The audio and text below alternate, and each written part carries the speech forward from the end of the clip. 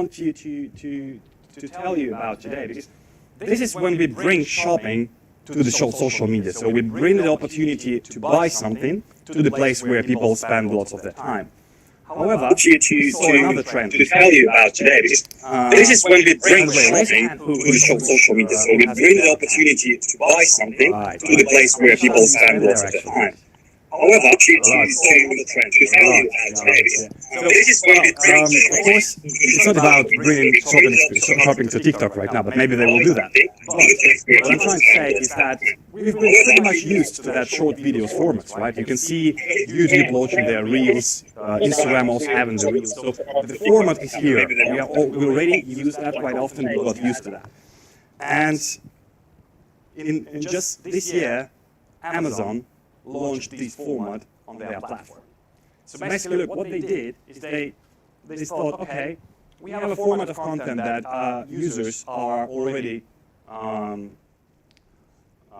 using, and they're quite used to that, right? Why don't we bring this format to our sales platform and enable shopping experience with the consumers through, oh, sorry, I'm a little bit, enable the shopping experience with the consumers through creating the content, actually by sellers. These are the sellers who create the content, they publish it on the platform, and of course, you have an opportunity to buy here. That's like a very interesting thing. So it turns a little bit vice versa, not bringing the sales opportunity to the social media platform, but bringing the social media kind of content to the platform. This is something what actually the sellers also, if you're selling on Amazon on your own, you can look into that and see how you can interact with this. And yeah, the next slide, actually, some nice examples from Russia, the country where I'm from, basically. We know that Avito and Ozon recently launched similar TikTok feed. And actually, if you don't know, guys, Avito is, I think, already #1. We have a person from Avito here. You can confirm that #1 classified in the world right now. Yes. So, yeah, congrats. That's a great achievement. So yeah, the guys, they went over Craigslist with the traffic, and they integrated these solutions well. And Ozon, also, if you don't know, is one of the largest Russian marketplaces. So it seems like that something started with Amazon, quickly spreading worldwide, and I think we should expect something coming. I really expect this to come to Noon and other platforms as well quite soon. Right, so that's about social media, and let me talk a little bit more on the content, because in the end, when we talk about shopping experience and the digital shelf itself, what is a digital shelf? This is the product page, this is the catalog on the online retailer, and what we can do there, we can publish nice content which will engage with the consumers and let consumers, of course, engage with your product. And here we come to another trend, augmented reality, mixed reality, which is also, seems like has been quite for a while with us. 1, 2, 3. Okay. No, this one is off. Yes, it's off. Sorry, technical details. I'll take a chance to sit a little bit. Right, so again, seems like augmented reality, I mean, just these letters, everyone knows about it for some time already. But what happens is, like, you know, every technology has this hype cycle, right? So they're going on the hype, then they go to the plateau of productivity. So AR is something that already, I think, overcame in some ways the hype, but let's see, who knows, maybe Apple going to introduce some AR glasses soon, and it's going to return to the hype again. But anyway, if you look into the details, into analytics, the corporate spending on augmented reality is actually growing year by year with very nice figures. And let's see what are the usage of this when it comes to e-commerce. So the first one is a very obvious one, of course, the virtual try-on AR solutions. When we're going to have a break, we have some iPads over there, and I think on one iPad we have this. You can try this on your own as well. This became pretty popular recently. I find it really nice because you can actually, without going to the store, you can see how the product going to fit on your feet, right? The only minus here is that it's currently this is in the app, and we're going to talk about it later as well. AR wardrobe, of course, from kicks to the clothes. So yeah, this is something also which becomes quite trendy, both as a try-on or just as an experience, because people really love to share this kind of stuff, like look what I have. And especially it became popular with digital clothes now as well, which also became a trend. People really do buy digital clothes to post it on Instagram and somewhere else. That seems like crazy, but it's a very big business. The other thing is, again, it's all about fitment, right? It's all about how when we are online, when we are not in the store, we cannot touch the product, we cannot see it from the different angles, right? So we feel the lack of touch, right? So augmented reality in this case gives us an opportunity to kind of interact with the product, touch the product, or fit it into your room. I think you guys know this from IKEA. They have it in their app, the thing that lets them to basically see their products in the augmented reality. And of course, in the beauty industry, with the help of filters, you don't only do the funny masks of kitties and bunnies and stuff, you also can use it as a very useful type of content where you can look at this beautiful lady choosing the lipstick, for example, right? So yeah, I think this just creates a nice experience how you can interact with the product without the need to go somewhere and touch it. And the next thing, which for me is, like, I find it really fascinating, is that with all previous examples, they have one big problem, that most of them are in the apps. But you may probably know that Apple and Google, they have their own augmented reality kits, which allow you actually to launch augmented reality in your smartphone, even in the web. And this is something that also, by the way, we are in 24DL now doing, helping brands to create augmented reality content and to deliver that to the marketplaces, to the sellers. And you don't need any app, you don't need anything when you just using your favorite retailer or in the app of the retailer, you can also use this. So the idea behind it is just to deliver this kind of content to the online retailer.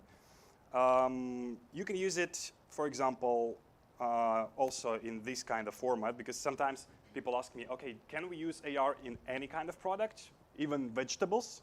Yes, you can, but for example, well, groceries, right? So I think you all guys have this feeling when you come to the store first time and you're lost. Where is, I don't know, where is the milk? Okay, I need to buy milk. Then you have to buy bread, you run into another corner, right?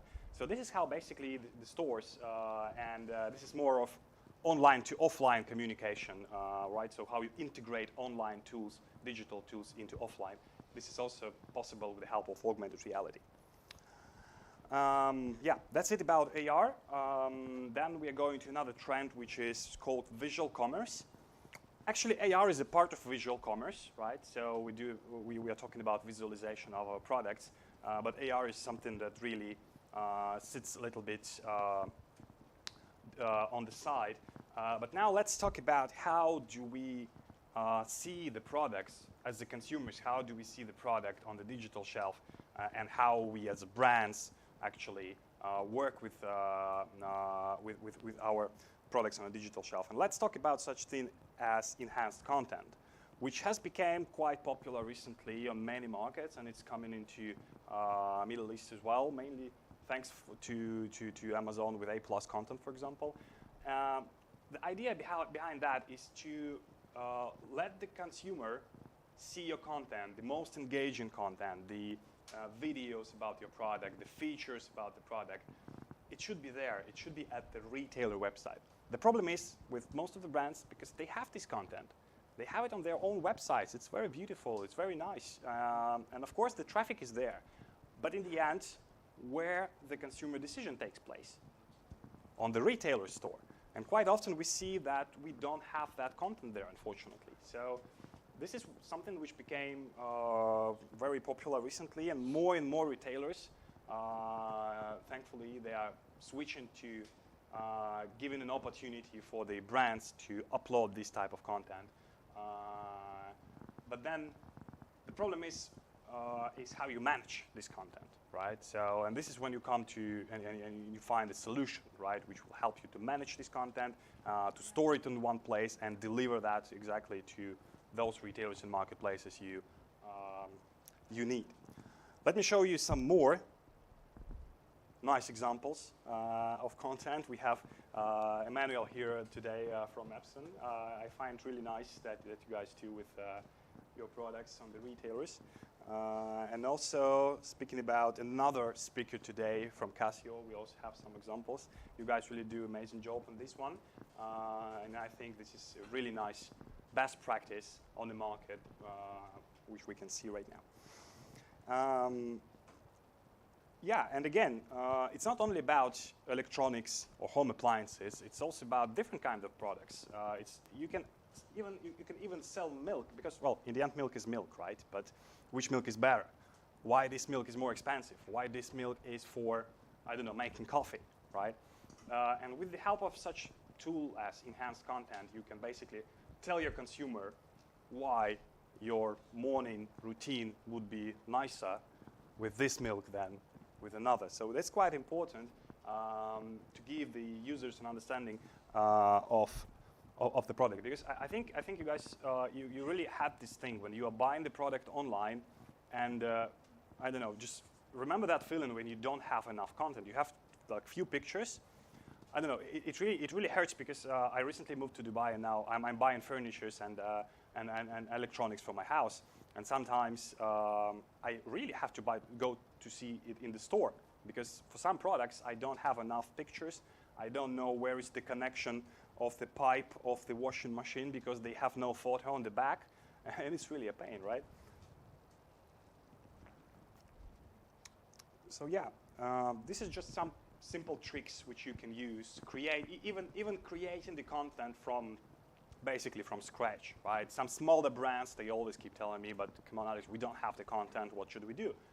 All right, these are just simple product pictures with some stock pictures. You combine it, you add some text, you already have a story, right? And this is something you can already do. And one more thing about the content, don't make it only think that it's only about the product page. I've been showing you an examples of the product pages, and this is something that we already see in the Middle East coming on this market, but something that is already popular in Europe, for example, and in the US, and something that we haven't yet found here, but we're working on this, is how to engage with the consumer, not only on the product page, but in some other areas of the online retailers. And I think you guys know, when you come to the physical store, you have this, it's called shop in shop or a brand zone. When you come to the store and there is an Apple corner or Samsung corner at the physical store, you've seen that, right? And basically, this is the place where Apple they have their own products, or Samsung have their own products. It's branded. They have their own people there trained to tell about the product. So when it comes to online, actually, you can do the same. You can create your own product corners, brand corners on the online retailers. And just, I will show you the comparison between what I found now, for example, on Sharaf DJ. This is actually the main page. To place the banner ad here costs you freaking much money, right? So, but you want to generate the traffic from the main page. And when you go there, you would like your consumer to experience something really nice, right? Because you pay quite a lot to be on the main page. And in the end, like in this example, with LG, for example, you just go directly to the category page, which is, I don't know, for me, it's just the very low expectations. And on the first example, they had few banners there. Let me show you once again the slide. They had few, it was Samsung, right? Yeah, so you go there. Yeah, you have one banner, you have the models, you have some nice text. But for me, this is not enough, right? So, and some retailers and brands, of course, they went even further, creating more engaging experience with the consumers. And look at this very nice example at MediaMarkt with JBL. So basically what they did, they also drive traffic from the main page, from the banner, to this shop and shop. So this is basically built-in store inside of another store, right? So you only see the MediaMarkt branding on top. You don't see any other products around, so it's only your branded space. Because when you pay for the traffic to be on the main page, I think you want to land this traffic on something special, right? So, and to create the most engaging experience. So, in this what's going on? That was very weird. All right, where were I? So, yeah, do you guys think this is better than the previous one? More engaging, more nice, and I think this is what you really expect the user to see when you pay really much money on the traffic, on the retailers. And in the end, this is all about creating actual emotional connection with the consumer, right? So because by showing your product in different areas and how it can solve your problems, you actually get better emotional connection with the customer, which actually drives, in the end, all the most important metrics, right? From, of course, increase of emotionally connected customers to increase, to going down of the attrition rate, to increase of customer advocacy, number of active customers, and of course, the conversions, the sales. This is what we are here for, actually, right? So in the end, the more customers are happy, the more they like your product, the more they buy. And actually, we found this nice piece of article at Harvard Business Review, and we decided to test it actually with our own customers, right? So these figures, we tested it on the real customers, on real brands, on real products. So yeah, in the end, when you do engage with the consumers in the right way, when the consumer understands what he is up to buy right now, of course you create more sales, and of course the reduction of returns, which is very important for retailer and for brands as well, because the returns is always a mess, right? So in the end, everyone benefits, even the nature, right? Because we don't need to spend gasoline on couriers going back and forth. So yeah, just some nice figures that we found out recently during this year with our customers who implemented this kind of content. And speaking about another trend, I think it is the last one for today. No, not the last one. We have 5. It's about online retail analytics. So we've been talking about things, how to enrich your product pages, how to enhance your product pages. But in the end, it's also important to understand what's going on. And brands and companies have been here quite a lot of time and creating data-driven approach, which was a trend for the recent years. And we see companies creating more and more different data sources, different data analysis tools. But in the end, quite a lot of them forget about that there is a very big bunch of data on the online retailers.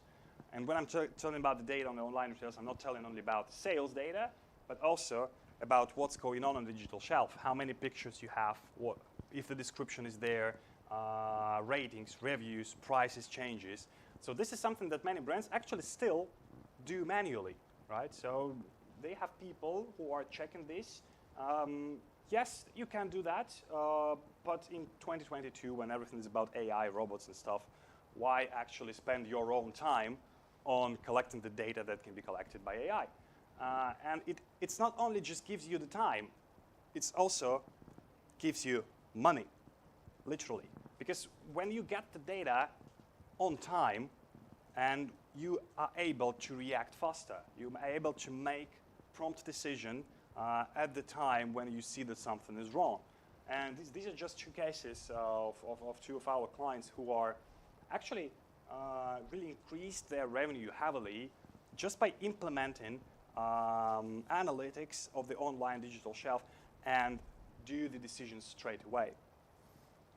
And actually, we in the company, we came up to the data-driven sales formula, right? So by checking on the product availability on daily basis, that the product is there, the product is available, you don't lose your sales. By checking on the search visibility, that your product is visible in the search, in the category, you create, of course, the traffic to your product pages. And making sure that the content is there, that the ratings are good, and the price is okay, overall, it gives you a really great sales and share growth, right? Because if you control this, if you're able to track it, in the end, you are able to win against your competition. And another thing that I wanted to talk to you today is about omnichannel, which is, again, as a term, has been with us for a very long time. Everyone is saying, we are omnichannel, we are omnichannel. Okay, but what is omnichannel? And why are you omnichannel? Yeah, we are everywhere. We are in every single channel. But look, is it really the right thing to think that if you are everywhere, that makes you feel all right? For us, I really found really nice this quote is that in an omnichannel commerce, in an omnicommerce world, consumers need to find their products where they expect them to find, where they want them to find. So in this regards, the omnichannel or omnicommerce, you may call it, approach turns from being everywhere to being there where the consumers want to buy you, right? And this creates quite often the miscommunication between internal e-commerce teams who are doing D2C. I think someone already knows what I'm talking about. Some misconnections between D2C teams and the channel teams, right? And so by just having both channels, you are not actually implementing the omni-channel experience. But by combining making the joint forces, making the cohesive unit between the D2C team and the channel team, and making sure that the product is in the right place, you are able to win. I'll show you one example. I actually recently purchased a pair of Sennheiser headset, and it was real my consumer journey. I was looking on the website. This is actually, I think, the US website. And yeah, I already knew what product I'm going to choose, right? So, but the problem is, I got with the question, where to buy? Of course, I want to buy at Amazon, because NBD gives me 12 months of free payment term, right? But the option here is I can only buy with their own store. So what I do, I Google where I can find this product, and you know what? I come to the competitive area. I see other brands, I see other headsets, and maybe more competitive offers. And that drives me actually away from the consumer journey to somewhere else. And who knows which product I can buy in this case. Only because when I was on the brand website, I wanted to buy at a certain retailer, my favorite retailer, right? Because I know that the payment terms is better, the logistics is better. Yeah, I know the D2C is cool. Yeah, it's nice and you should have it. Yeah, but what I'm trying to say is that don't lose your customer only because, forgive me if I say that, because of the ego, right? Because you only want your brand website, and something like this. So yeah, I ended up added to cart another pair of headsets. No, I'm joking. I bought Sennheiser in the end because they're the best. But here's another example how you can make it, and how actually more and more brands are doing that. When you can visit, for example, Samsung store, I find for them it's quite a nice balance between D2C and their sales channels, because you see you have the very big button add to cart, right? So you can buy at their own store, but you can also click the where to buy, because if the person comes there and there is an intent to buy someone else, but not on their own store, or for example at the offline store, because maybe I want to go to the store across the street and see this TV on my own. Why don't you give me this opportunity? Why do you keep me going to Google? Like, it's like you say, okay, go and find this product on yourself in the shops, right? So this is crazy for me. So I really like this example because you create a real omnicommerce, omnichannel experience. So you are everywhere, and at the same time, you give the opportunity for the consumer to choose. So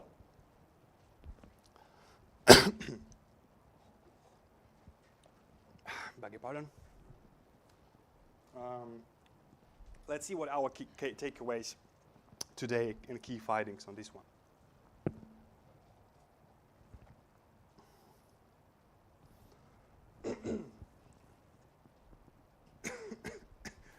think I'm talking for too long already, right? Right, so everything today was around how we increase the visibility of our products, how we actually shorten the path, shorten the consumer journey to the products, how we build agile and strong teams, how we build a cohesive unit between D2C and the channel. And the focus, of course, on engaging with the consumer, because engaging with the consumers actually drives purchase decision factors. Let's go one by one into that. But what you can do to increase the brand visibility? We've been talking about shop-in-shop solutions, tracking the positions in category, search keywords, that kind of stuff. Work with bloggers, do live streaming, special projects, influencers, Google Ads, social ads, so quite a lot of actually tools you can use to do that. Then how to shorten the path from purchase to retail? Well, the first solution which comes into my mind is the where to buy button, which gives you an opportunity to show the different retailers on your product page. But yeah, you also can do other kinds of things, like for example, online chats, communications with the consumer, because even online, sometimes people want to talk, right? Video calls, consultations. Actually, live streaming platforms nowadays can be integrated onto the brand store or the brand website, and you can really connect with to have a consultation live with the person who can show your product and tell you about it. So there are a bunch of interesting solutions in this area. So about cross-cultural e-retail teams, so of course it's about training and spreading knowledge about inside of the team that teams should work together, because in the end the sellout is a sellout, no matter which channel you are using, right? So the more sales you get, the better, of course. Of course, you should work on your, based on those trends that we were talking about today, you can think about how you can use it in your strategy and implement it into your strategy. And yeah, support and maintain your e-commerce in every single channel. And yeah, and focus on purchase decision factors, which are normally the information, the content which we provide them, right? So, and this is what you can work on the product pages. So why do we need in the end? Of course, to increase the conversions, to increase performance, get more time spent in the on the product pages and the reduce bounce rate. So this is what actually we are right now with our customers as well. So these are figures all in the real cases. So this is what the brands really achieve by implementing recent trends, recent solutions that we were talking about. So that's all from my side right now. Thank you for being patient. we only lost one person today. If you guys have any questions, I will be really glad to answer. Yes? Really nice presentation. I have a question regarding the AR/VR. So, like, do you think when shopping becomes real via metaverse and customers can wear the device at their home and go to a virtual world and like basically try all the products there, like clothes, shoes, themselves? When? You ask when? Or if it becomes possible in 2-3 years. it will. So It will. like, they'll have all the features of offline shopping, all the benefits. So do you think like the offline retail stores will vanish there completely? Well, you know, I believe that maybe even less than in 10 years, maybe less. But yeah, probably in 10 years, we're going to get rid of these, right? Even now, most of us have Apple Watches, right? And in some areas, they already substitute mobile phones. And let's wait until Apple actually release their glasses, because I don't have it here, but in the examples of AR and VR, we also have some trends. So we decided not to talk about them today because metaverse, I think everyone has been a bit tired about it. But yeah, I do believe that in less than 10 years, we're going to completely change the way how we consume the the content itself.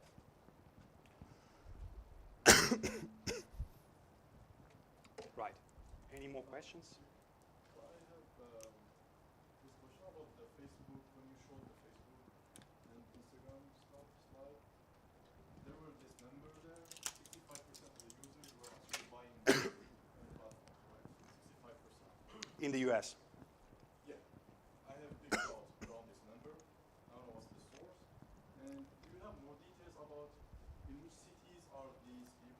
live in tier 1, tier 2, which type of cities? You remember which slide was that? Yeah. The first one. The first one. This one? Yeah.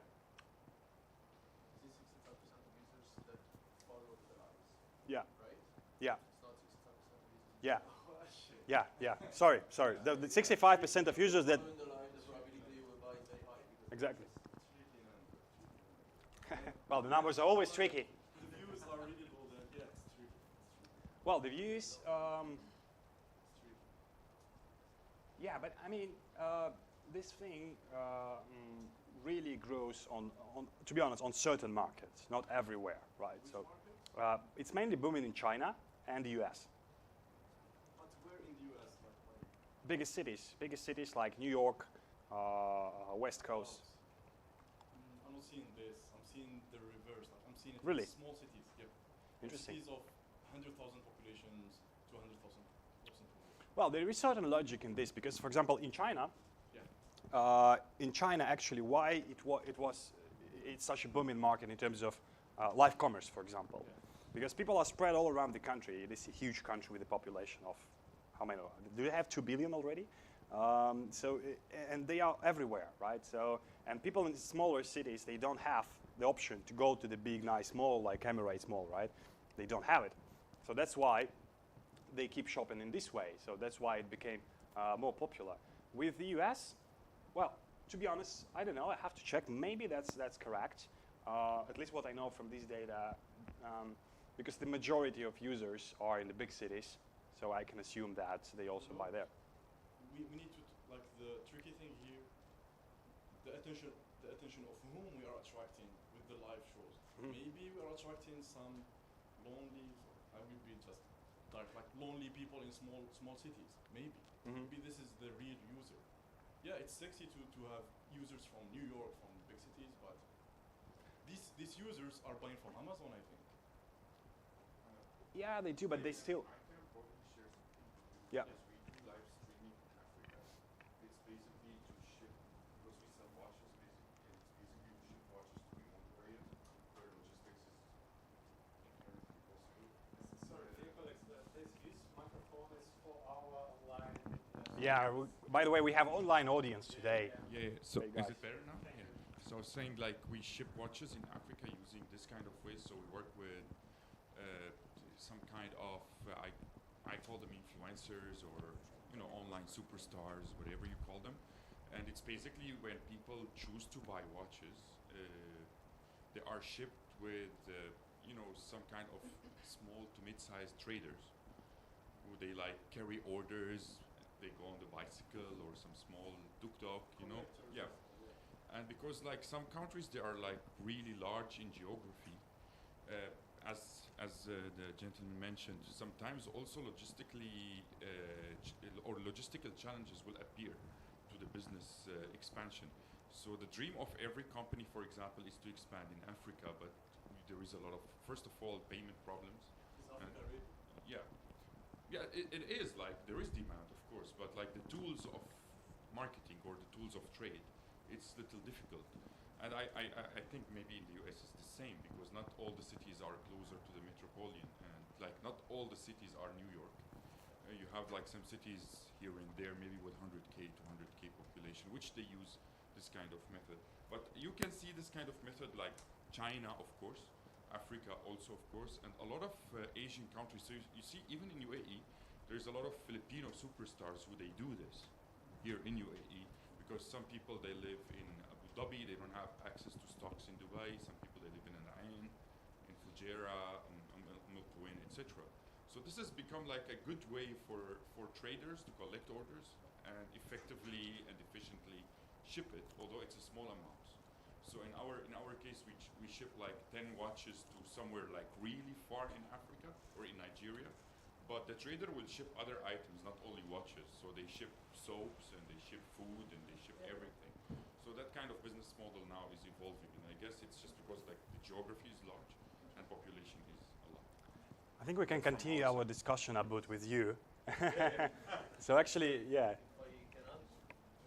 If I can add one more thing on this topic, For example, on the slide that Alex was showing us before, there were two examples of beauty. We need to consider that for some categories, the live streaming, the live shopping is very important also for increasing the basket size. So for example, in makeup, in beauty, when they do this kind of live sessions and you have live shopping, usually the influencer shows the full makeover. So consumers will not only go and buy the product that they probably needed or that they wanted, that they thought that they wanted, but they will go and shop for the whole makeover, for the whole set of products that are being used during the live session. So it's also a way for the brand to increase the basket size, not only to increase the reach. So it's a good way of increasing sales in two different ways. I agree. Just is it working, and where is working? It's working. Honestly, it's working. I mean, Aboud was saying before, it's working in Africa. I have experience. It's working in Europe. It's working in the Middle East.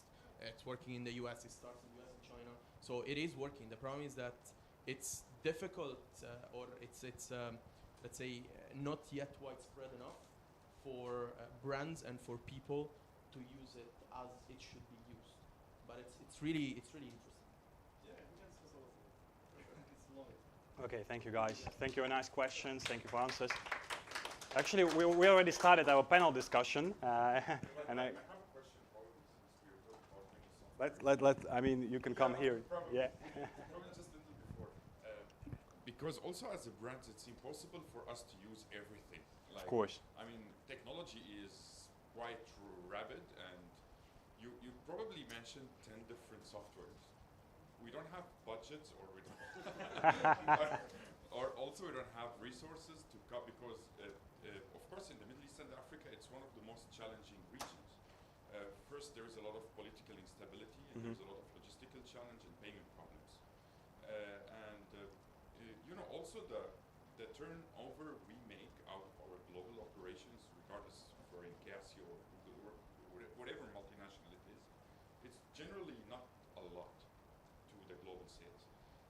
I find one of the softwares really interesting, which is really how to work with the influencers and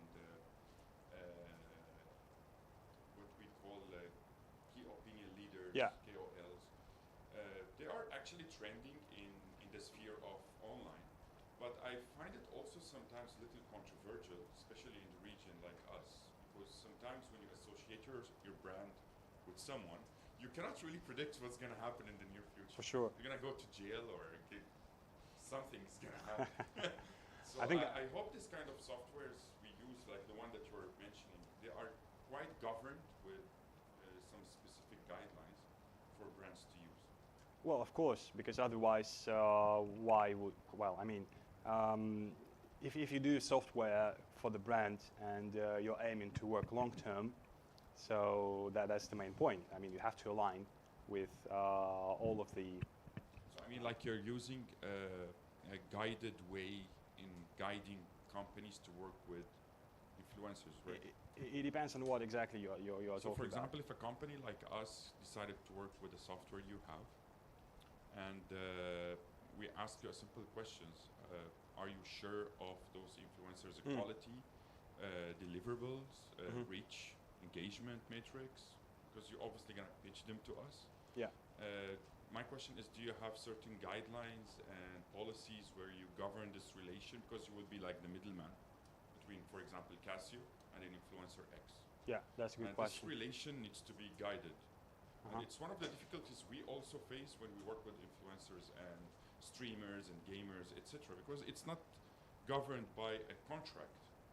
And this is why most of the time we use influencers agencies, because we don't want to be in the direct contact with an influencer to face any legal issues in the future.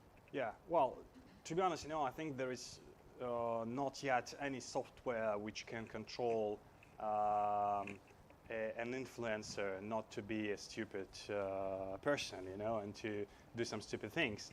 But I think, yeah, that's a very nice question, and I think this is why actually there is another trend, because what we are talking about today, these are different trends. It's not only about what we in 2040 TL do, right? And to be honest, we don't do the influencers thing right now. But I see the rising trend on the digital influencers. So mainly because of that you cannot control what they can do tomorrow, what they can say tomorrow, or any other situation. That's why there is a rising trend on digital influencers like Michela, for example, which is more controllable, more understandable. But when it comes to software, it's of course it is important to align whether you are working with just a software company, which gives you the tool, for example, live streaming tool, or you work with a company which is doing like a 100% approach, like software as a service plus the service itself. So yeah, and in this case, we approach the second option in this way. Right. Thank you. Cool. Okay. Thank you everyone for your questions, guys. So I want to ask Emanuele and Aboud to come now on stage. So you've been asking questions now. I'm going to ask you some questions as well. So we're going to have a nice conversation about the trends that we've been talking today and some more interesting factors.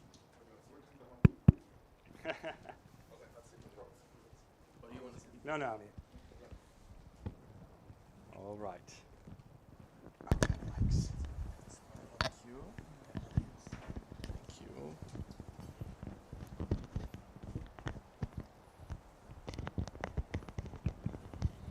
I think the only problem with this is that you won't be seeing this one. But I will tell you what's there. Very nice figures. But that's going to be only one slide, don't worry. Basically, we in the beginning, we started with something about the e-commerce growth.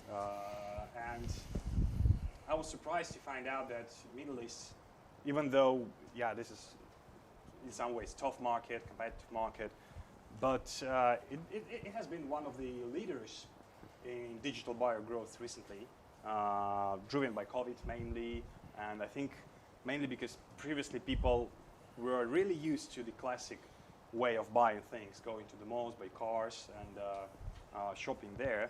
But now with everything we've been talking about today, we see that measure change, and we have millions, 100 millions of new consumers coming into going online, and more people actually say that they're going to regularly shop online.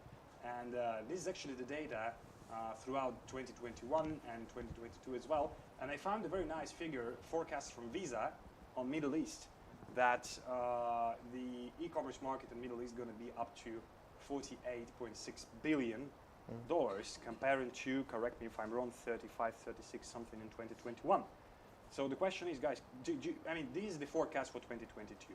How it's been, let's start with you, Emanuele, in Epson, how it's been with you. Do you feel that there is in real increase this year in e-commerce sales? Yes, definitely. There is a big increase, and I think that the figure that you see here is mainly driven by three, let's say, factors. The first factor that you said before is that during COVID, more and more people approached online sales, approached online purchases, and got familiar with how to shop online, how to buy online, and they stick to that now, even after COVID. So there is a change of habits. The second factor, I think it goes to the brands, because more and more brands, more and more companies have been focusing on developing their online channels, in launching their D2Cs, in developing their relationships with their consumers online. And the third factor comes from the retailer side. I remember until like 4 years ago, many retailers did not even have an online website. And we're talking about very large, big retailers in the region. And they all launched they were about to launch in 2019, and they accelerated the launch in 2020. So these three factors have helped the growth in e-commerce. And because, again, it's still quite a new market, a new segment in the Middle East and Africa, there is still a lot of room to grow. There is a lot of room for improvement. Also because there are many countries outside the GCC in the Middle East, or even within the GCC, that still don't have a big presence when it comes to retailers online. So definitely there is going to be even more growth, I think, than what we see now. We personally are seeing it. We are having, again, triple-digit growth this year versus last year when it comes to online sales, and yeah, it's a trend that we are expecting to continue for the next 3 to 5 years. Yeah, it's interesting. You mentioned many local retailers even didn't have the website. Yeah. I've been on a meeting just a few months ago with the one pretty big but local brand from UAE selling all around GCC, and they told me, guys, that sounds really fascinating, but we established our e-commerce department just 6 months ago. We need just to understand what's going on here. Yes. And this is something that I think we will really experience here. Aboud, what about you? How it's been in CASIO? So to be honest with you, first I have some observation about this data, because the word Middle East is not GCC, and there is of course a lot of countries, I could say, economically troubled, and also visa is not the standards of showing a growth in this, although there is a growth. Yeah, we can challenge that, of course. Yeah, but visa is basically collecting data on the sense of payment terminals and payment doors, they call them. But generally, of course, there is a huge trend in the sense of people buying online, regardless of the definition of online, whether it's a social selling or whether it's a retailer website or a brand website. In Casio, actually, we've obviously launched our website during COVID, but the fact that the success, or relying the success to the pandemic also, is a little wrong. In our scenario, I think people wanted a legitimate and brand-owned website where they can obviously feel safe and secure buying. The real problem with why Middle East is buying a lot of online is, first of all, is because they wanted to catch up with the trend, global trend. The offerings online are much more, there's much more variety of products online than offline, if I could say correctly. And also, to be honest with you, people now doubt online products a lot, and they go to the brands or verified retailers' websites to buy. Of course, in our case, we faced challenges in counterfeit watches that look like brand, copied items, and people are like really tired of buying them. Also from large websites, I don't want to say names. We know them. But we've seen a lot of conversion from also, you saw in one of your slides, you're displaying Google shopping listings, where basically there is many listings, and why people move from a listing to another. Probably we lose a customer. But I think in this case, what we've noticed, that we have a huge conversion from other massive websites to us.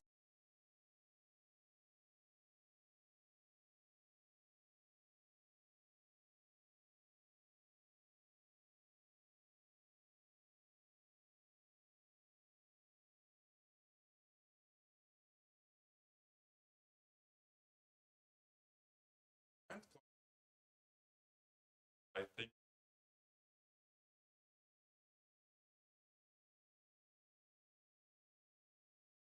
that brand.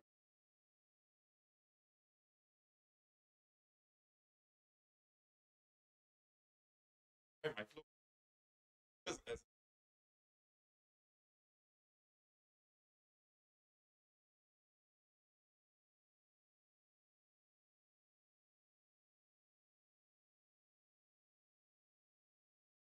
bottoms. Yeah, the trick. But I can tell.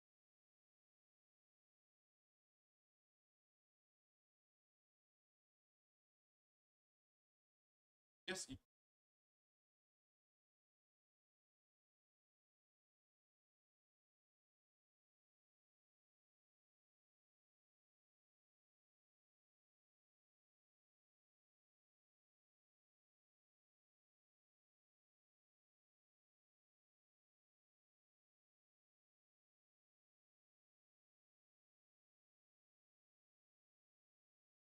deal.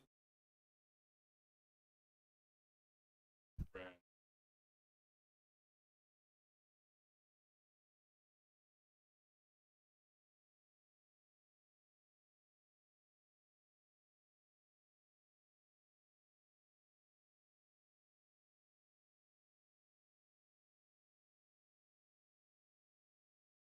Actually.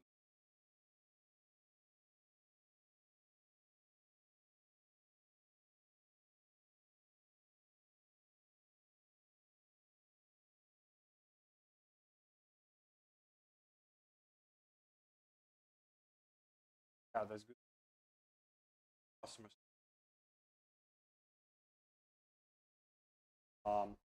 What actual clients itself they expect from brand or from your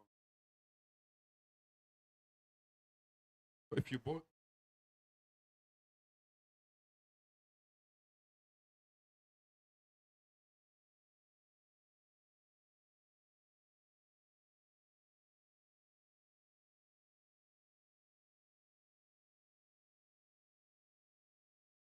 well-known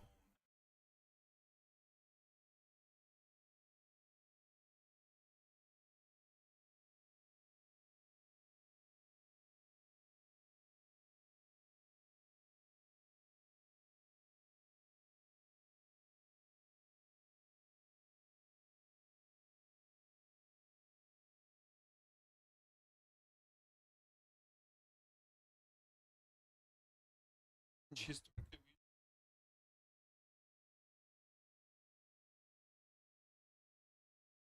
basically our brand. At some time, everyone went. Some areas now the shift is going back. That's why we've been talking about today about the omni-commerce and stuff.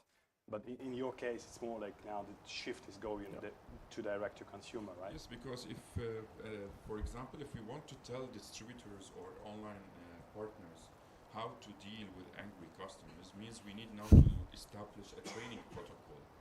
That so means our customer service needs to work with their customer service, not only our buyer and seller relation, but it goes beyond to govern the relation between our customer buying from them. And that's something we are already doing with our customer service team. So we're setting some kind of protocol and Q&As, and also sometimes because it's a smaller question that requires fast answer. So there is a lot of those flash Q&As. Where should I change the battery of the watch? It's not a complicated question, right? You need to tell him to go somewhere, or just ship it back. You don't need to spend a lot of time. Then customer gets angry and things like that. So. E-commerce improvements also is happening, and this is happening not only with the outreach to customer, but also inside the players in the e-commerce arena. So the retailers and the brand, they are also exploring a lot of improvements, I guess. You can feel it now when you go to Jumbo or Sharaf DJ. Before, they used to send you to the brand customer service center, so you have to drive another 50 kilometers to give maybe your headset or your washing machine or something. But now they easily, for example, the brand will come and pick it up from you. And that's, I think, at the end for the benefit of people. All right. Yeah, it totally makes sense. Emanuele, what do you think? What your you have the good point. What do customers expect from well, so I think that it really depends on the category. It really depends on the brand, on the product that you're selling. In general, I find that consumers in the GCC in particular are very needy. They are very aware of international trends, and they're extremely tech savvy and hyper connected.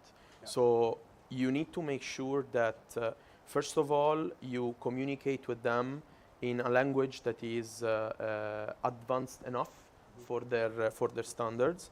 But also, as Aboud was saying, I mean, you need to make sure that you keep the direct relationship with the consumers, because even when they go and buy from an e-retailer or even an offline retailer, they expect the best service. They expect the best response in the shortest time possible. So sorry to cut you, I think they are spoiled. Yeah, they are, exactly, they are for sure. We are spoiled. Well, in Dubai in particular, the level of service that we get is really high and compared to many other places in the world, right? So when you have such standards, you translate them even when you purchase something or when you discuss with the vendor, no matter who the vendor is. So for you as a brand not to lose the consumer or not to have a bad reputation in the market, you need to be extremely aware of this, and you need to be continuously in contact with your retailers, with your partners, unless you have a D2C, for example. We don't have it in the region. So we need to make sure that we coach the retailers in the right way, and that we have enough service centers and enough point of contacts with the with the consumers, so that we don't have like we limit the losses and we limit the risks. But yeah, in general, again, consumers in the GCC in particular are really difficult. Yeah. And what do you think when it comes to, again, online sales? Yeah. We've been talking to customer service, which is, yeah, when you buy online, of course, you get it as well. You can call someone or something like this. But what do you think the consumers expect from the brand when they buy online in terms of the engagement with the consumer? Well, I think that they expect to find all the information, all the possible information that they could, let's say, ask or get from a in-person interaction. For me, a very important point that has to be highlighted and kept in mind when doing retail business in the GCC is the fact that on many categories you have salespeople, advisors in store. So when you have this kind of experience, again, you walk inside a grocery store or an hypermarket and you have a beauty consultant for beauty, you have a sales consultant for the electronics category, you want to have the same kind of interaction online, or you want to have all the answers to the questions that you might ask. So going back to what you were showing before, content quality, content excellence is extremely important. Having as much visual content as possible. A+ content, A+ premium content is something that we discuss continuously with our retailers, because it's not anymore only about the text or the images. It's also about how to install, how to operate. Going back to what you were saying as well, videos, augmented reality. This is something, for example, that we do with Amazon, that we do with our main retailers. Content syndication, which is what you were showing before, is very important, because in one click you can cascade all the content across all the retailers that you work with. So it is extremely important to have the best content possible, the best reviews possible, or as many reviews as possible, because in the end, consumer shoppers, before buying, they're gonna go and read, they're gonna go and check what is the rating and reviews, what is the opinion of their peers. So you need to somehow make sure that you anticipate the questions that you might get and translate them into the content that you're gonna have in the digital shelf, in the product page, but also in the category page. Mm-hmm. And well, we've been talking about the trends from all around the world, and of course we're talking about quite specific region. So Aboud, maybe you can comment how actually do you pick the right, and you actually asked me a question like, how do we choose the right vendor or something, or solution? But yeah, I actually want to send back the question to you. How do you adapt maybe the global standards of your company to the local market in terms of the online sales? Actually, it's a challenge that we see every day, and we go through with the digital team also every day, because there is so many technologies now available, but we're still at the very early stage of our e-commerce practices, I could say. Of course, defining what is a standard becomes really a complex of answers. No one knows what is the standards, but there is only one thing we all want, which is convergence. So we bring all these technologies into work because we want people to buy. As simple as that. The real challenge we face is how to choose what technology to adapt in order to convert with the best possible budgets and with the less headache. So of course there's a lot of softwares now, but you need four to five people to work on the software just to convert one customer. Irreliable technology is very expensive, doesn't serve the purpose. So we are in a continuous scouting and exploration of course, I don't want to say agencies, but I call them service partners, who they can actually give us something reliable. And also the business model we are trying to scout now is to work with those service provider on some schemes that does not require huge substantial down payments. Yeah. Because that down payments we can probably invest into inventory management or expansion in some other country. Yeah. So we are also now encouraging all our service network to work with us on some scheme where they get repaid on conversion. So we're turning them also into a partner into our D2C approach. But to be honest, also not my employer, but also what I see around the market is a real challenge in finding a good and reliable suppliers or Yeah, service sure. partners. So how, what's your approach to that? Yeah, I What's the mean, secret? the real secret, like the real secret, is the trial and error. Yeah. Really. Trial and error. The trial and error. Sometimes it could be costly, but sometimes it could be very beneficial. I've hired myself some service partners who have very high reviews, but they did not serve the purpose of my company. Because so not everything fits exactly. yeah, like sometimes just going to big fancy names is not really the answer, or not Sure. really Sure. the Pandora box gift. But sometimes you just really need to go to someone who knows what to do.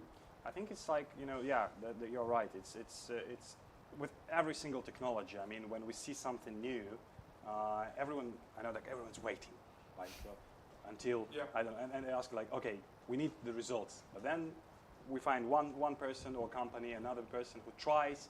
Someone fails, someone goes. Well, actually, I yeah. can give you an example. There is a very famous website called the Chrono24, which they sell watches basically, and they brought a supplier to make the augmented reality for customers, so you can basically try the watch before you buy it. No one is using that service because buying a luxury watch is not about an image. It's about the feel of the leather. It's about the feel of the case. It's how does it look like on your real hand. So people want to try. And how much does it cost? And yeah, it cost Chrono24 a hell amount of money to implement that technology, and no one is using. So it's also not about if the technology is available and if the technology is effective, but it's also why we use that technology and do people need it. In our case, for example, with Casio, we implemented pay now and install on installment. So pay now, Buy now, pay sorry, later. Yeah. take it now and pay for it later. And to be honest, now we are 50-50 with the transactions. So 50% of people, they pay immediately, and 50% they pay later on installments. This is something I was very skeptical. I told Medina, she's sitting over there, I told her it's not gonna work. She said, let's try, then we tried, and it's working. It's also a learning point for all of us at the brand side. We didn't know before, really. Because we've not doing e-commerce for 10 years. We just started doing e-commerce a few years ago. Yeah. But did this help you increasing your sales? Yeah, So that the was my question. 50% of installment Did they just start is by paying? additional, or? It did not help increase the number of customers, but it helped us to increase the average ticket value, or what Okay, you mentioned, good. the basket. The average basket size. Yeah. Because Makes people sense. used to buy specifically at the beginning of the month when they have salaries, right? But when you can have that kind of service, we noticed that there is more transactions happening all over the month, and the size moved from 700 to 950 average basket size, which is for us like means instead of one, it's 2 watches. That's good. Okay. And that's for us was like surprising factor because we thought people would buy only 1 watch. That's a 30% increase in the basket size. That's very good. Yeah. Okay, cool, interesting. Right, Emanuele, so maybe your recommendations to retailers. Because, you're now a part of even bigger region than Middle East, Yeah. by the way, congrats. Thank you. So you're now part of CIS, Turkey, and Middle East, and And whole Africa, Africa, I yes. guess, right? So it's a very big region. Yeah. So of course, in this region, there are not the winners and losers, but let's say more advanced markets and less advanced. So for you as a brand who works with lots of retailers in e-commerce, what would be your,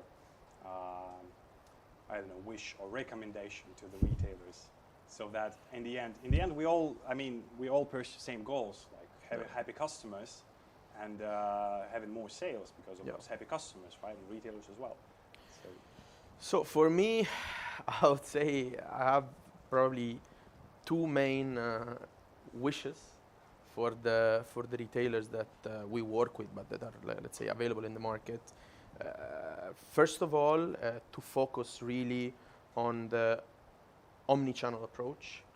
Omni-channel is something that is extremely difficult to implement. It's extremely difficult to replicate, to scale. There is a lot of trial and error, A/B testing, but we know that it works. In the countries where it's been really fully integrated, it works. And omni-channel means that you need to collect the data of your customers, of your potential customers, keep engage with them offline, online, engage with them on a personal space, offer them personalized content, offer them personalized offers, give them, make them feel special. It is a big investment at the beginning. It requires a lot of time. It requires a lot of resources. But I know that there are many brands that would be willing to support, that would be willing to test this with them. And we are one of them, for example. Retailers are still very skeptical because they're like, oh yeah, but you know, someone comes to the store, how do I target them to come and buy online? Or someone comes online, how do I bring them back to the store? There are ways, there are techniques, there are best practices that have been shared in the years from other countries. So that would be the first wish. The second wish that really affects me a lot, well, a lot of brands, I would say, and I don't know how beneficial, I don't think it's very beneficial for them, would be to stop trying to sell on marketplaces. So if you're a retailer, you have your online space, you have your online website, focus on that website. Partner with a brand or with a few brands to grow that space. Don't create a seller account on Amazon or on Noon just to sell, I don't know, few units Sell more. Stocks. Yeah, it's not gonna help you, it's not gonna help us. You're gonna enter into competition with your partners and you're gonna just give more data and more customers to the platform where you're going, being it Amazon, Carrefour, Noon, Sharaf DG, whatever it is. But you're just helping that marketplace platform to get more traffic, to get more transactions, to gather more data. And data is the new oil, right? It's a currency. So if you have already spent resources, invested resources to develop your own online platform, focus on that. Try to grow that. Try to benefit from it. Yeah, try to benefit from it, exactly.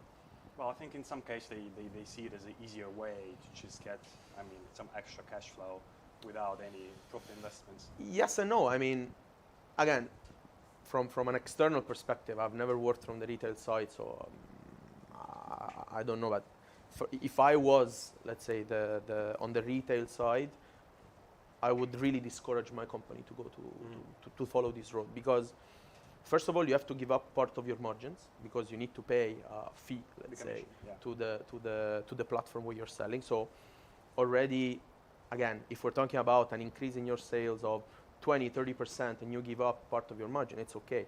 But I don't think that's I mean, based on the feedback that I get from the retailers that we work with, that's not the case. So where is the benefit? Second, again, when you're buying, if I go to Amazon and I buy a stock, or if I buy something, for me, I would recognize Amazon or the brand that I buy as my, let's say, point of contact or the provider of a good experience.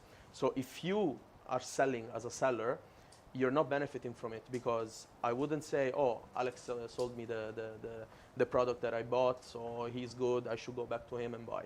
You are not having visibility on, again, my data, on who I am, what I buy, how much I spend, because you only see what I'm buying from you. And second, especially with the big marketplace platforms, they're not gonna let you win the buy box.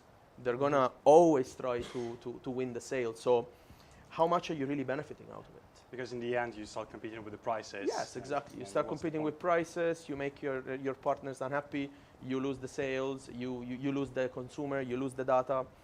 I don't know. I have a big question mark on this. Not the right way to do it. Aboud, what are your recommendations to the retailers? So what I always recommend distributors and retailers on both fronts is the experience, actually. Because to be honest, we sell most of the times products to very excited customers. People get excited when they buy, and they're happy with the products they buy, so they expect always that kind of momentum with the brand.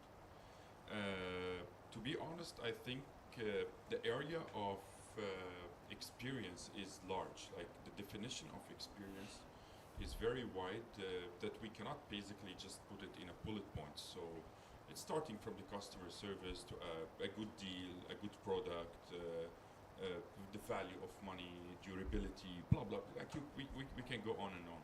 But basically, something I noticed when we increase the quality of experience in general, like when a customer because why people buy online really is because because it's convenient. As simple Yeah, as that. yeah. Because they can sit on the couch and buy a watch. As simple as that. But they expect the same when it comes to the same experience with the brand. So any impound or a communication with the brand needs to be felt the same easiness. So if I ask you a question, you need to answer immediately. If I want to return it, you need to take it back immediately. And it's not only because I think in Dubai or UAE people are spoiled. I think that's generally the consensus people have made with online. That you see many people, they're buying clothes just to try it out. Yes. And because they are intentionally aware that they can Take a picture, post it on Instagram, and yeah, return. and then ship it back. And that's also affecting, our bottom line, because returns also have costs. Yeah. For those who are not aware, like every time someone returns something, we pay 20 dirhams and some kickbacks to the bank, because the bank take 3% upfront. So the challenge we face is with that experience. How can we really keep the experience up and running? So we are trying to also work with our partners, distributors and retailers online and offline, also to understand the customer profile we sell to. Because of course it varies between a product to product, brand to brand. Some brands are driven more by B2B approach, some brand more by B2C. We are into the B2C industry, so things are a little more faster for us.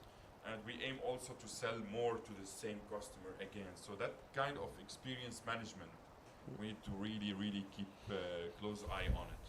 Because we sell to the same customers sometimes 3 or 4 times a year. Especially this is happening in the FMCG or FMB or consumer electronics or apparels. It's not always about how we take a new market share, like in your case, as you mentioned.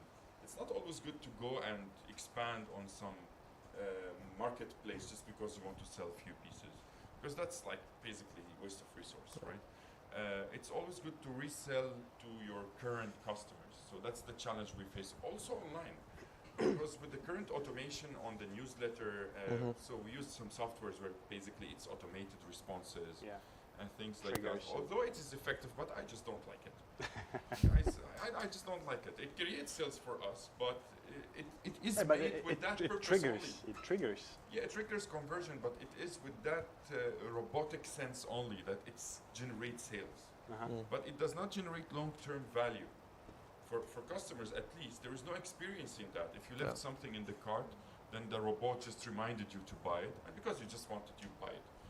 There is nothing in it. So, Right? There is a personal touch. There's no experience. Guys, you old school. Old school. Are we? Double-digit growth is not old school. I think that's an interesting thing that you pointed out, and I want to ask, what is, in the watches, what's the amount of emotional purchases? Actually, it's a lot. It's a lot. Because, it is not, in our case, we don't call it watch, we just call it timepiece. It tells time. But people perceive it as a gadget. It tells character, right? So it's a status. This is status. This is why we have more than 2,000 different watches. So we have from very exotic colors to very boring colors, from a combination of analog and digital to digital, blah, blah. But what really matters to people is the association of the brand. Yeah. And this is why we release a lot of limited editions. We collaborated with Eminem, Dr. Dre, then we collaborated with Kobe. Then, this brand association, what makes people feel sentimental when they make the purchase. It's not only about, it's a nice piece. There is a lot of brand emotional association, what makes people also pay for it. And this is something we really see when we release limited editions online.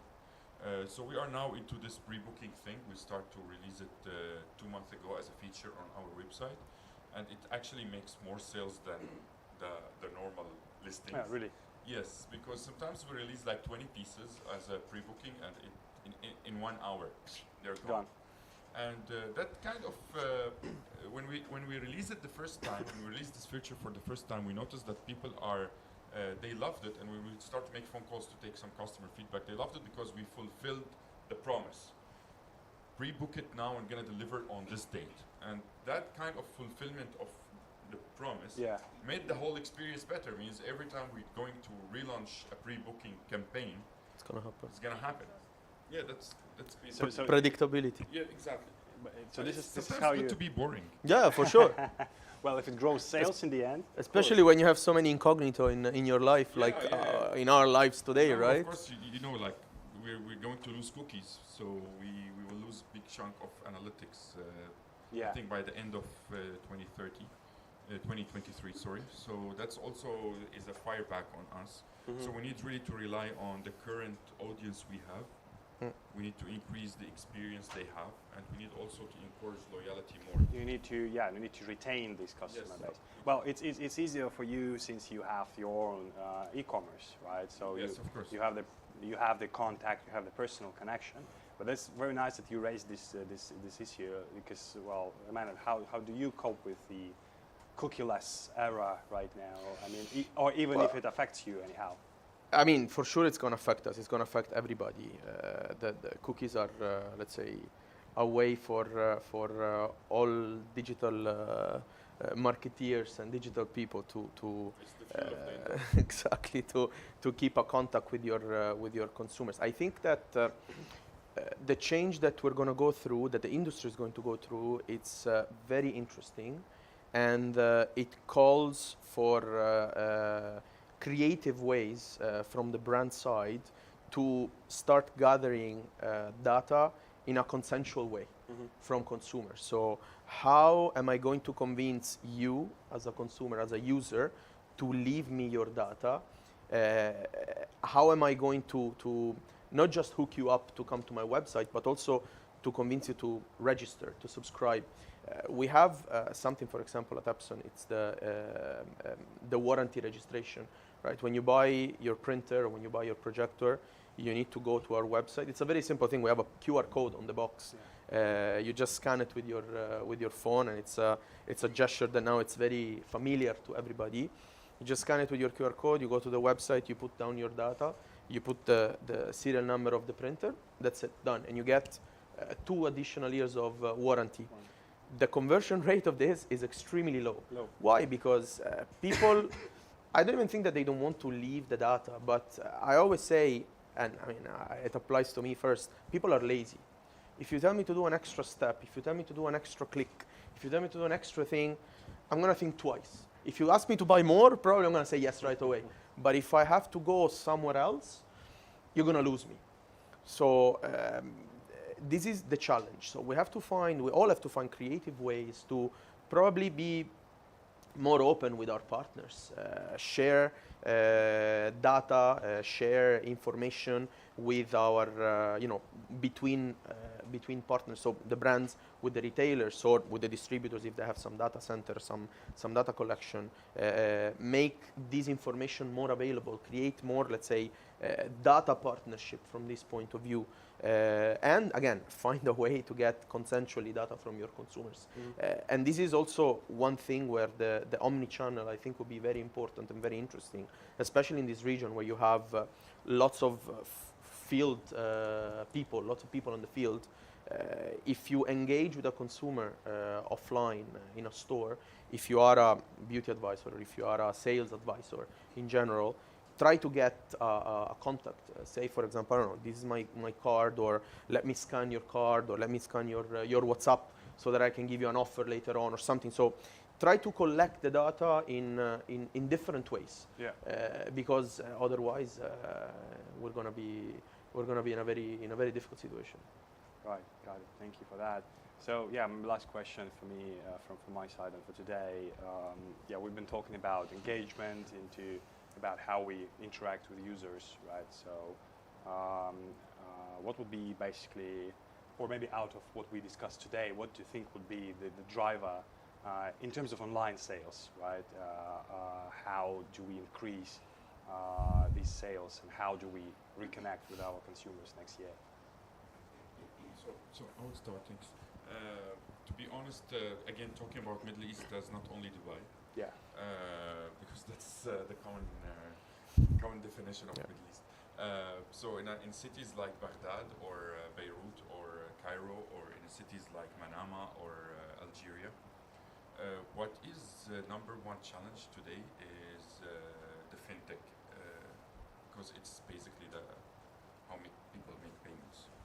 And to be honest, from what I see around the markets while I travel, I speak with a lot of fintech providers.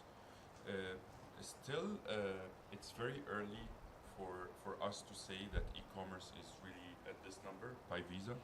I think it's much less, because I just read here it's basically those who made at least one purchase via digital during the calendar year.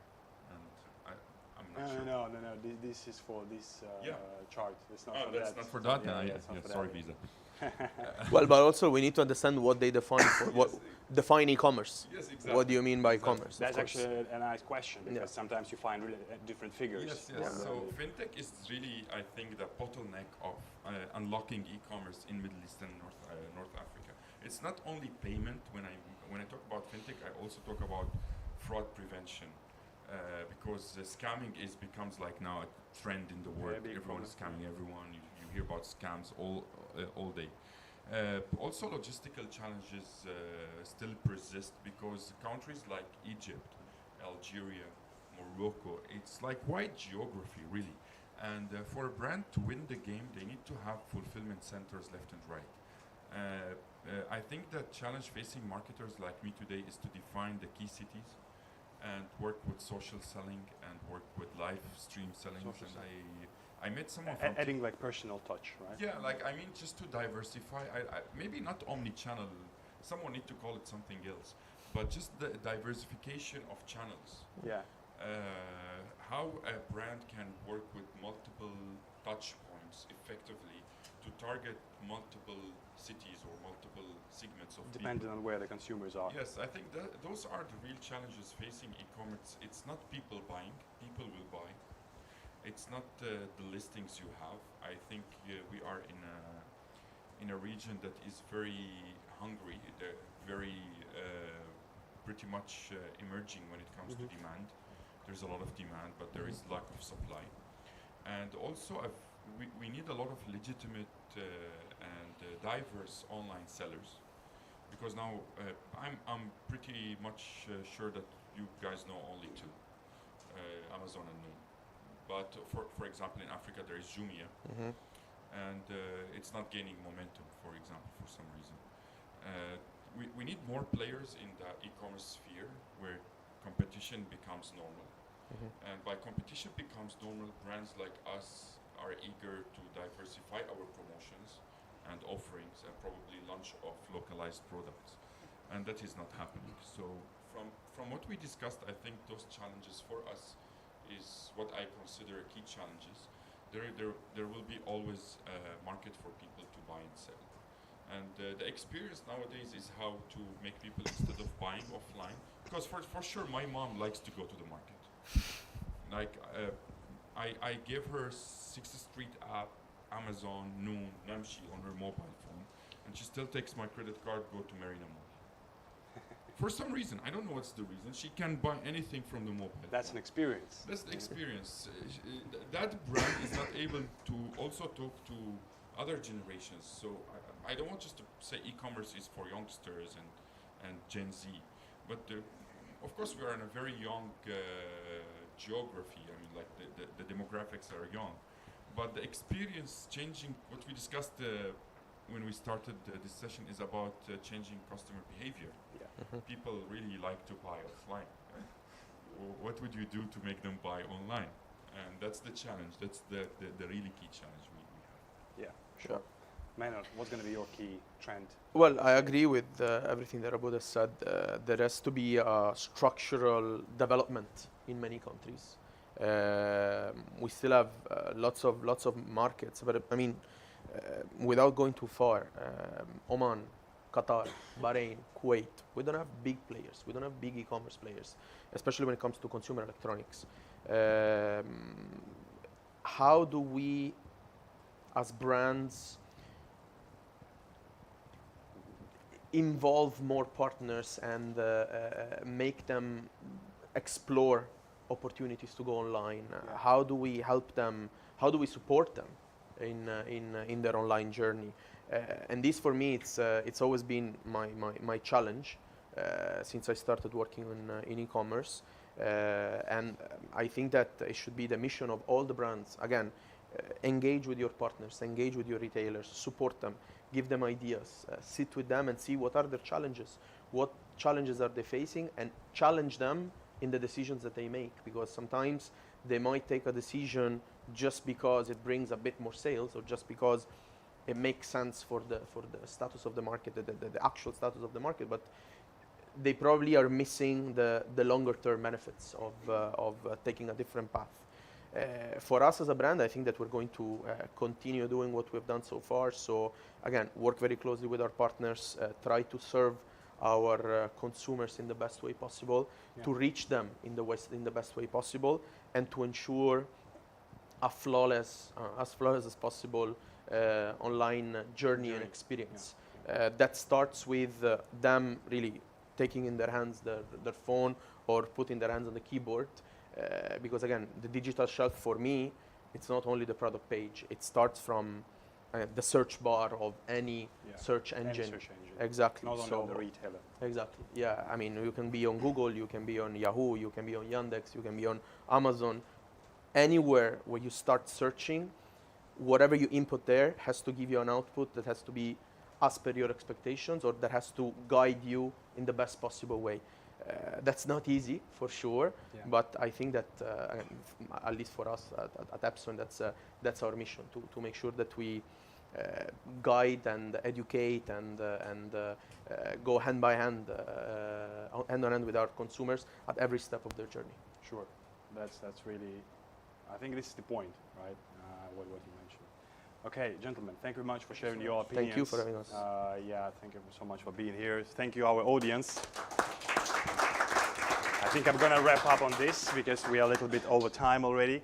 Thank you very much. I think, can we take a picture maybe? Sure.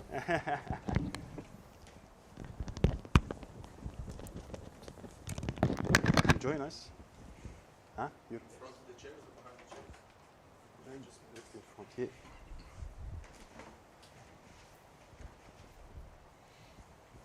Okay.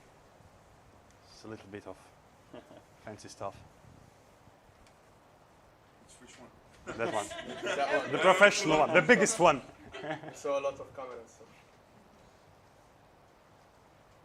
Yeah, all good. Yeah. All Is it right. taking Okay. photos? It's Thank very you. sound- Huh? Okay. Thank you very much. Just one last thing. The very last thing. Sorry. Yeah. One last thing before we leave. We have a little bit of party going out tonight. So join us at Nola Interior and Social House. I think we're going to just head forward there and have a little bit of after-party talks and some more interesting insights. All right? Thank you very much. Thanks for being here.